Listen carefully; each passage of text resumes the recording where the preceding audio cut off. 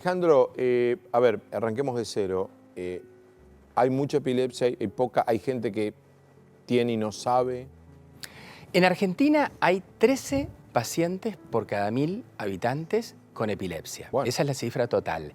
Y hablando de los adolescentes, o sea, entre los 12 y los 18 años, lo que podemos decir es que prácticamente la quinta parte, el 20% de los casos de epilepsia, tienen la primera crisis en esa edad.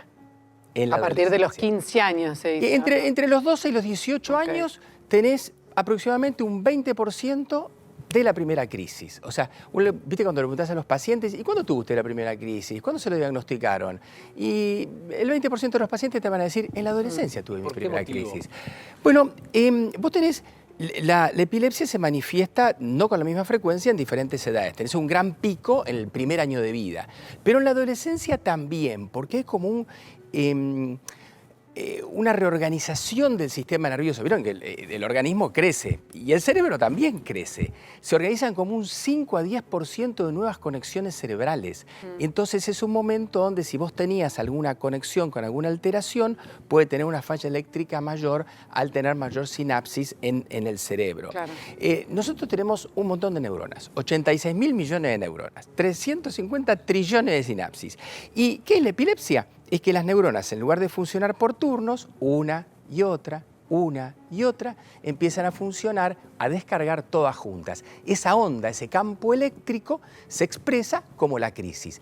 Cuando es todo el cerebro, es la crisis generalizada. Uno que le puede ver a un adolescente, a un hijo que tiene la primera crisis, se desconecta, pierde el conocimiento, se pone rígido. Claro, a veces en este caso, en el de Gonzalo Valenzuela, doctor. Está rígido a veces tanto tiempo, cerca de un minuto, que se ponen medio azules porque no respiran. Y después empiezan los movimientos, que son los golpes que sentían. No, de hecho, lo que él contó es que en este caso particular estaba durmiendo. Imagino será otra forma de desatarse. Pero mi pregunta tiene que ver con, ¿es hereditario? ¿Se desata? Porque también está en cuestionamiento el uso de las pantallas, ¿no? La cantidad de horas que los adolescentes, sobre todo, pasan, no sé, con el teléfono en la mano, mirando la computadora, jugando a los juegos en línea y demás. ¿Tiene que ver? Siempre, para tener epilepsia, tenés que tener una alteración en las conexiones, tenés que tener un problema en el hardware, es un tema físico.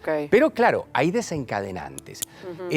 Respondiendo si es genética o no. No siempre. No. Por ejemplo, si un bebé tuvo un problema cuando pasa por el canal de parto de la mamá, y entonces es un parto distóxico, un parto traumático, le queda una cicatriz en la cara interna de los lóbulos temporales que se llama esclerosis mesial del hipocampo, capaz que eso se manifiesta cuando es adolescente. Pero eso no es genético, eso es adquirido. Claro. Ahora, hay otras que sí, que son genéticas. Porque hay bebés que en las primeras semanas, primer día de vida, tienen algunas deformaciones físicas naturales por el modo del parto. Sí, aclaremos que no, eso significa que el 90% de los casos va a generar. No, sí, por supuesto. Quiero preguntar otra cosa, porque hay una creencia generalizada que la epilepsia es ese brutal ataque, ¿no? Que lo vive muy mal, por supuesto, la propia persona y ni te cuento los que lo rodean. Pero la epilepsia tiene un montón de grados. Exacto, hay muchos tipos diferentes de epilepsia. Cuando te descarga todo el cerebro junto, es lo que contamos recién, la convulsión tónico-clónica generalizada, que puede ser de día, diurna, o de noche, nocturna. Pero a veces a uno le descargan, por ejemplo, los circuitos de la conducta y tenés actos automáticos. ¿Por ejemplo? Bueno, se llaman crisis psicomotoras. Te puedo hacer el cuento de una paciente que un día viene al consultorio y me cuenta, vos sabés que yo estaba en mi casa y de repente aparecí en la biblioteca donde iba a estudiar habitualmente, que queda como a 25 cuadras de mi casa, y aparecí sentada frente al libro con todos los zapatos embarrados. Fue caminando como un robot automáticamente, hizo todo lo que hacía siempre, automático, totalmente desconectada, o sea, con ruptura de contacto, y eso automático se llama crisis psicomotoras. Hace unos años en el instituto tuvimos un paciente que hizo una crisis y se nos metió en la cocina y hacía como que preparaba café. Estuvo 20 minutos, no sabes el lío que nos hizo, tiró todo el café al piso y no podíamos sacarlo de la crisis. Y que el familiar o la persona que está al lado, un compañero de trabajo, lo que fuera, ¿qué tiene que hacer? Mira, cuando uno tiene una crisis, vamos a pensar en el paciente que tiene una crisis en la calle. ¿Qué es lo que hay que hacer y qué es lo que no hay que hacer? Vemos a ese paciente que tiene la contracción tónica, la clónica, se mueve, está en el piso, tenemos que ponerle algo cerca de la cabeza, aunque sea un saco, algo doblado. O sea, apoyarle la cabeza. Sí, para que no se lastime. Levantársela. Si tiene anteojos, sacárselo. Si tiene corbata, aflojársela.